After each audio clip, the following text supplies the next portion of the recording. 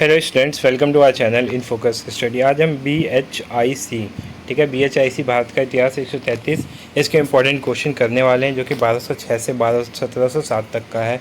ठीक है, क्या क्वेश्चन पेपर में आते हैं, कैसे आते हैं। ठीक है, 3 घंटे का पेपर होता है, 100 नंबर आपके मैक्सिमम मार्क्स होते हैं। ठीक है, तो हम एक बार क्वेश्चन डिस्कस करते हैं पेपर में जो आए थे, फिर इसके इंपॉर्टेंट क्वेश्चन मैं बताऊँगा जो आपको पेपर में करके जाने हैं और वहीं से क्वेश्चन आएंगे। पहला है दिल्ली सुल्तानों। ठीक है, पेपर में थोड़ी सी मिस प्रिंटिंग हो रखी है। दिल्ली सुल्तानों की दक्कन, ठीक है, दक्कन नीति की आलोचनात्मक परीक्षण कीजिए। ठीक है, क्या जो दक्कन नीति थी वो किस तरह ख़राब थी, क्या उसमें दिक्कत थी, आपको वो बताना है। फिर मुग़ल साम्राज्य के पतन के क्या कारण थे। ठीक है, मुग़ल साम्राज्य जो था उसके पतन के क्या क्या कारण थे। जैसे औरंगजेब की जो नीति थी बहुत ज़्यादा क्रूर थी। ठीक है, जो शासक थे उस टाइम पे बहुत ज़्यादा कमज़ोर हो गए थे। ठीक है, आर्थिक प्रॉब्लम थी। तो मैं आपको आंसर एक बार दिखा देता हूँ इसके। ठीक है, ताकि आपको आंसर ईजिली,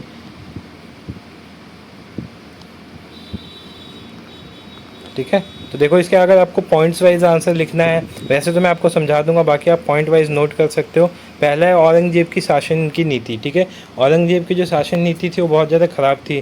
ठीक है, वो हिंदुओं को बहुत ज़्यादा मीटता था, मतलब पीटता था। ठीक है, औरंगजेब एक कट्टर सुन्नी मुसलमान था, आपको पता ही होगा उसने कितने अत्याचार किए, कितने मंदिर उसने तुड़वा दिए। ठीक है, तो आप ये पॉइंट इसमें लिख सकते हो।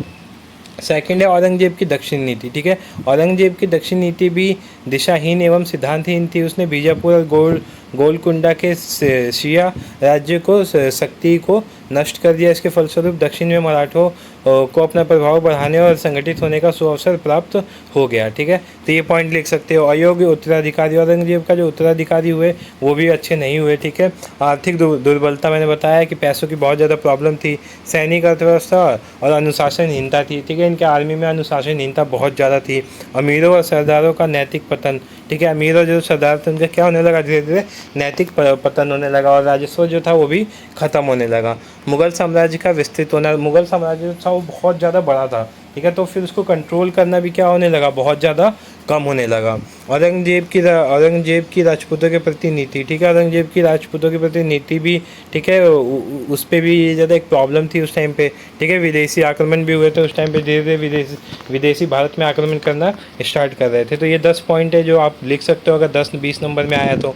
ठीक है, उसके बाद नेक्स्ट क्वेश्चन देखते हैं हम। अपना नेक्स्ट क्वेश्चन क्या है। नेक्स्ट क्वेश्चन है एकता व्यवस्था क्या थी, इसकी विशेषता क्या है। ठीक है, एकता व्यवस्था क्या था, एक एज ए मतलब टैक्स कलेक्ट करने की एक सिस्टम था। ठीक है, जो कि मुगलों ने, दिल्ली सल्तनत के टाइम पे बनाया गया था। ठीक है, इसमें क्या चीज़ें होती हैं, क्या नहीं होती, वो आप पढ़ सकते हो। मैं लिंक में इसके आंसर्स दे दूंगा। ठीक है, लिंक दूंगा, वहाँ से आप जाके आंसर्स देख सकते हो। ठीक है, जैसे इसका आंसर आप देख सकते हो यहाँ से, ये रहा। ठीक है,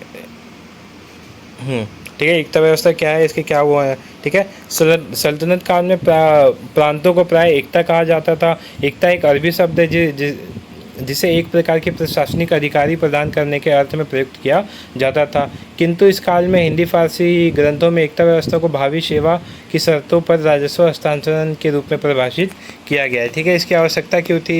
एकता व्यवस्था का आरंभिक तुर्की सुल्तानों की आवश्यकताओं को पूरा करने के लिए किया गया था, लेकिन बाद में इसे हमारे यहाँ भी अप्लाई कर दिया गया। ठीक है, इसकी क्या उद्देश्य होते थे। पहला, जो दूर दूर के क्षेत्र होते थे वहाँ से भी टैक्स कलेक्ट कर सके, इसलिए बनाया गया था। दूसरा क्या था, स्थानीय समस्याओं। ठीक है, टैक्स के अलावा जो स्थानीय समस्या होती थी उसको भी दूर करते थे। ठीक है, और जो दूर के राज्य होते थे उन पर अपना नियंत्रण कायम रखने के लिए भी ये व्यवस्था बनाई गई थी। बिना केंद्र पर आर्थिक, मतलब जो केंद्र होता है, जो मेन जो गवर्नमेंट, मेन जो इनके राजा होते थे, उस पर बोझ बिना डाले हुए क्या करते थे ये लोग, शासन कर सकते थे और टैक्स कलेक्ट कर लेते थे। ठीक है, तो इसके प्रकार भी होते थे, 2 होते थे। एक तो होता था प्रांतीय स्तर पर जो बड़ी एकता व्यवस्था होती थी, एक छोटे स्तर पर होती थी। ठीक है, होप सो आपको आंसर समझ में आया हो। ठीक है, नेक्स्ट क्वेश्चन देखते हैं। नेक्स्ट क्वेश्चन है हमारा फोर्थ क्वेश्चन। क्या करना है इसमें, शॉर्ट नोट्स लिखना है। ठीक है, सूफी लेखन पर शॉर्ट नोट लिखना है, असम राज्य पर शॉर्ट नोट्स लिखना है। ठीक है, या फिर जागीर प्रणाली क्या थी या नायनकार प्रणाली क्या थी, इस पर बताना है। ठीक है, अब पार्ट 2 पे आते हैं। 20 नंबर की क्वेश्चन है ये।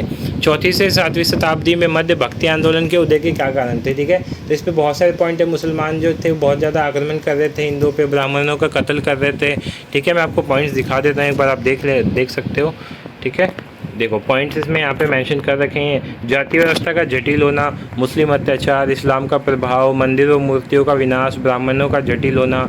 ठीक है, ये सब पॉइंट्स थे जो आप यहाँ पे मेंशन कर सकते थे। ठीक है, नेक्स्ट क्वेश्चन है दिल्ली सल्तनत के राजस्व प्रशासन की चर्चा करें। दिल्ली सल्तनत में जो टैक्स को कलेक्ट करने की कौन कौन सी, क्योंकि जो राजा आता था उसमें वो कुछ ना कुछ चेंज कर देता था।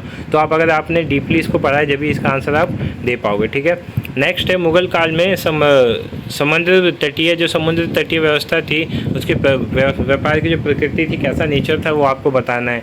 ठीक है, नेक्स्ट क्वेश्चन है शॉर्ट नोट्स वाला है। ठीक है, इस पर शॉर्ट नोट्स है। चांद बीवी कौन थी? ठीक है, आपको वो बताना है चांद बीवी के बारे में।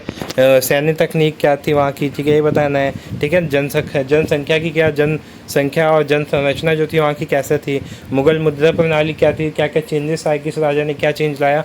आपको ये बताना है। ठीक है, तो ये तो हमारे क्वेश्चन हो गए। ठीक है, अब इसके बाद इंपॉर्टेंट जो क्वेश्चन है वो डिस्कस करते हैं। तो पेपर पिछले साल का पेपर हो गया, ये हमने देखा। अब क्वेश्चन जो है इंपॉर्टेंट कौन कौन से आपको करने, मैं आपको वो दिखा देता हूँ। ठीक है, और वो आप टेलीग्राम से डाउनलोड भी कर सकते हो जाके सकते हो कॉपी में। मैं आगे कर देता हूँ। ठीक है, पहला क्वेश्चन देखो, विजय साम्राज्य का विस्तृत वर्णन करें। ठीक है, विजय साम्राज्य का आपको क्या करना है? विस्तृत वर्णन करना है। दूसरा, इतिहास की एक महत्वपूर्ण स्रोत के रूप में यूरोपीय यात्रियों के वृत्तांत पर टिप्पणी करें।